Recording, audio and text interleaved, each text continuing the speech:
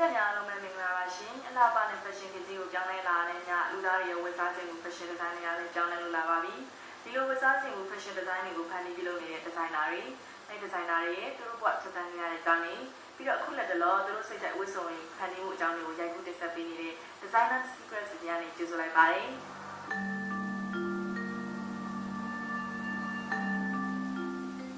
designer secret တွေရေးချထားတဲ့ designer ကတော့ဝင်းလက်ရွှေ fashion ရောက်မှ designer April ပဲဖြစ်ပါတယ်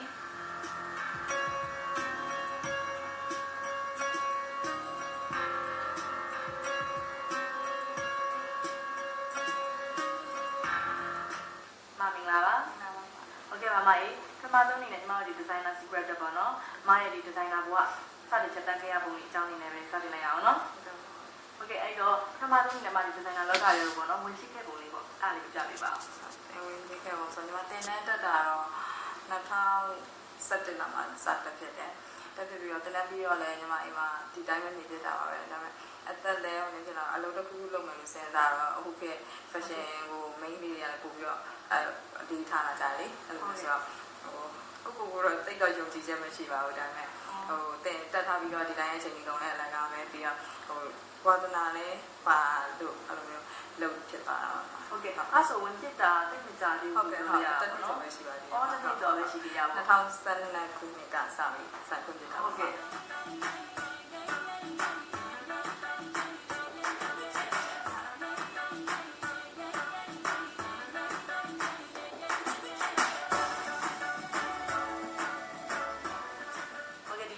ဘွားရည်တည်နိုင်မှုအတွက်ကိုပေါ့နော်တန်မိုးခုညီပေးခဲ့တဲ့သူတွေရောဘယ်လိုဖြစ်လဲသူရဲ့ခုညီပမိုးလဲဆိုတော့တငယ်ချင်းနေပတ်ဝန်းကျင်တငယ်ချင်းတွေလည်းအများကြီးပါပါတယ်ညီမအဲ့လိုမလို့ပဲအဲ့လို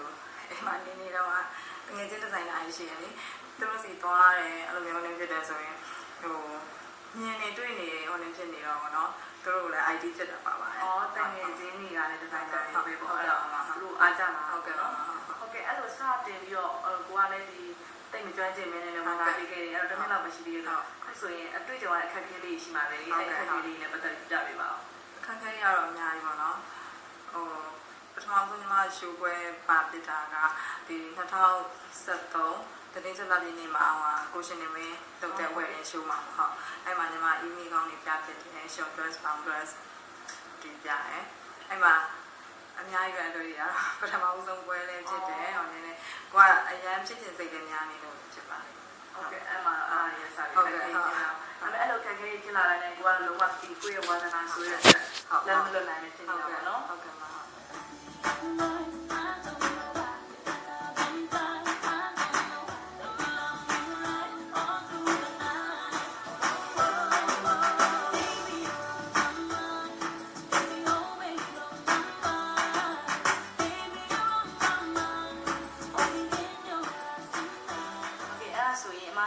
ဆရာပေါ့နော်တင်ဆရာမြင်ဆရာရှိနေကြပြပါအောင်တင်ဆရာမြင်ဆရာဆိုညီမbasic ကနေစတက်ဖြစ်တာကတော့သူဝနာကဒီဇိုင်နာကြီးတဲ့နိုင်ပါပြီးတော့မတ်တနေတို့ဆိုတာမတ်တနေစီမှာ pattern magic တို့pattern magic fashion illustration ပြီးတော့ handmade အကုန်ပေါ့နော်အဲဒီဟာတွေတက်ဖြစ်တယ်မှာဟုတ်ကျွန်တော်ကတော့အကုန်ကိုရှိရတဲ့ဆိုင်ရာတွေအကုန်တော့တင်ဆရာမြင်ဆရာတွေပဲပေါ့နော်ဟုတ်ကဲ့ဟုတ်အဲ့ဒါဆိုရင်နောက်တစ်ခုသိချင်တာတော့ဗောနော်ဒီ fashion ပေါ့နော် fashion ဆိုတာရောလူတစ်ယောက်တက်ဘယ်လောက်ထိအရေးပါတယ်လို့ပြောပြပေးပါဦး။အားကြီးတော့အရေးပါပါတယ်မှာ။ဘာလို့လဲဆိုတော့စကားပုံလောက်ရှိရလေတောင်းမှကိုလူမဟိုတဲ့တောင်းပေါ့နော်လူတစ်ယောက်ကိုကြည့်လိုက်မယ်ဆို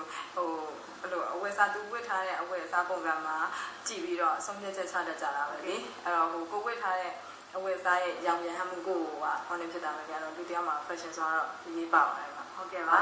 ဟုတ်တယ်နောက်ပြီးတော့နောက်တစ်ခုသိချင်တာကျတော့ဒီ fashion ပေါ့နော် fashion ကိုအမားတို့အနေနဲ့ဆို designer တူအနေနဲ့ဆိုလုံးဝပေါ့နော်သူများရဲ့ချက်လဲတာမန်လူတွေတက်ကိုကအမြင်နဲ့ခက်ရှိပြင်းနေအောင်ရမယ်လေအဲ့လိုမျိုးဆိုတော့အမားအနေနဲ့ရောဘယ်လိုမျိုးလေ့ကျင့်မှုတွေဘယ်လိုမျိုးလေ့လာမှုတွေလုပ်လဲအင်တာနက်ကြည့်ရအောင်ဟုတ်ကဲ့အဲ့အင်တာနက်ကတော့ဒါအင်တာနက်ကြည့်ရနောက်တစ်ခုကအဲ့ဒါအရင်လေလွယ်လဲဟိုနေဖြစ်သွားပြီလေလွယ်ကူရဲဆိုတော့အင်တာနက်ကြည့်ရင်ပြီးရင် fashion color တွေထွက်တယ်ကြည့်ပြတယ်နောက်ဒီနေ့ဒီဇိုင်နာတွေပေါ့နော်fashion TV လို့ပါနေတာဆိုတော့နေရဒီဇိုင်နာတွေဘယ်လိုတွေချုပ်ကြတယ်ဘယ်လိုမျိုးဖြစ်တယ်ဆိုတော့ဒီမှာကြည့်ပြပါဟုတ်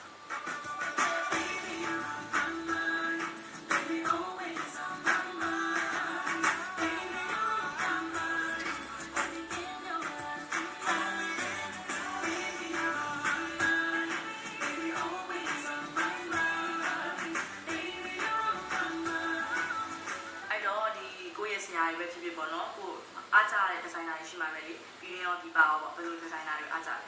ဆရာမတော့မသက်နေဘူးညာအားကြတယ်မအရင်တော့တယ်ပြီးတော့မှာ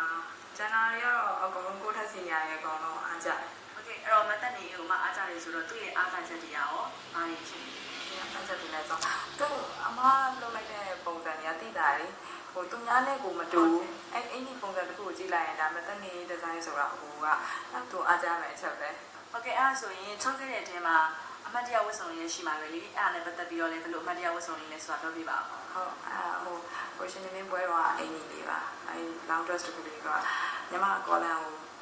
အဖက်ဒီဘက်ကိုချချင်တယ်ဟုတ်ကဲ့အဲ့မှာကော်လန်ပုံပေါ်လာတယ်ပြီးတော့ဒီဘက်ရင်ဘက်တစ်ဖက်ကိုညီမခြေတော်သားလေးနဲ့အဲ့လိုစားဟိုအသားရောင်ပေါ့နော်အဲ့လိုမျိုးလုပ်ထားတာအဲ့စာကိုညီမအောက်ခံမကတ်တော့မီစာတိုင်းပဲဒီတိုင်းအဲ့လိုခြေတော်သားတိုင်းပဲထည့်လိုက်တယ်ပွဲလေးရတယ်အမဒီကိုဝယ်လာအတွင်းပြန်ရိုက်နေတာဟာကြီးညီမခြေတော်သားဟိုအသားရောင်ဆိုဘလို့ကညီမအင်းကြီးကအသားရောင်လဲဆိုတော့အရန်ဘလို့ကအစင်မပြေဘူးဖြစ်တာအဲ့ဒါနဲ့အဲ့အင်းကြီးကိုကော်လန်အမှန်လေးဆိုဒီဘက်မှာအဲ့လိုကော်လန်ပုံလေးကိုညီမပေါ်လာတာအဲ့နဲ့ဘလို့ကအစင်မပြေတော့ဆိုအဲ့ကော်လန်ကိုအပေါ်ပြန်တင်ပြီးပြန်ပိတ်ပြီးတယ်အင်းကြီးပေါ်မှာအဲ့ပွဲမှာတစ်မျိုးဖြစ်သွားတယ်ညီမပြန်နေတဲ့ပုံမဖြစ်တော့ဘူးဟုတ်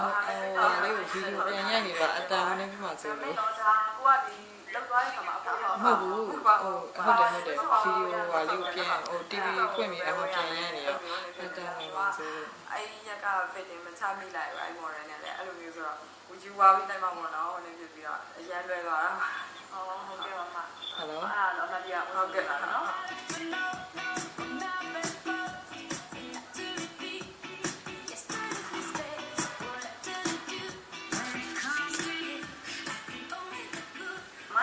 ဒါမျိုးသက်တဲ့ဒီဇိုင်နာပဲလေအဲ့နဲ့ပတ်သက်ပြီးတော့ဒီလိုပေါ်ထွက်လာတဲ့ပေါ့အမြင်လေးတို့ပြပေးပါဦးနော်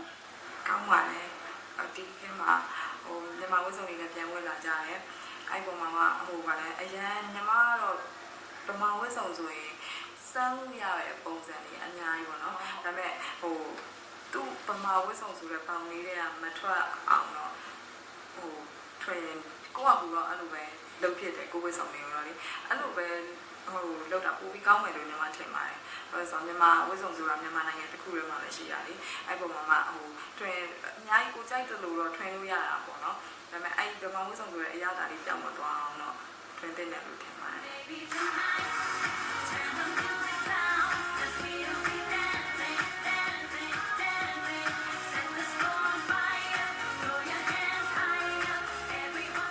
ဆိုရင်နောက်ထပ်သိချင်တာတခုကြတော့ဒီမြန်မာဝတ်စုံပေါ့နော်နောက်တိုင်းဝတ်စုံရှိတဲ့နေရာမှာရောငါ့အနေနဲ့ဘယ်လိုဝတ်စုံမျိုး creation လုပ်ရတာပို့ပြီးတော့အားရ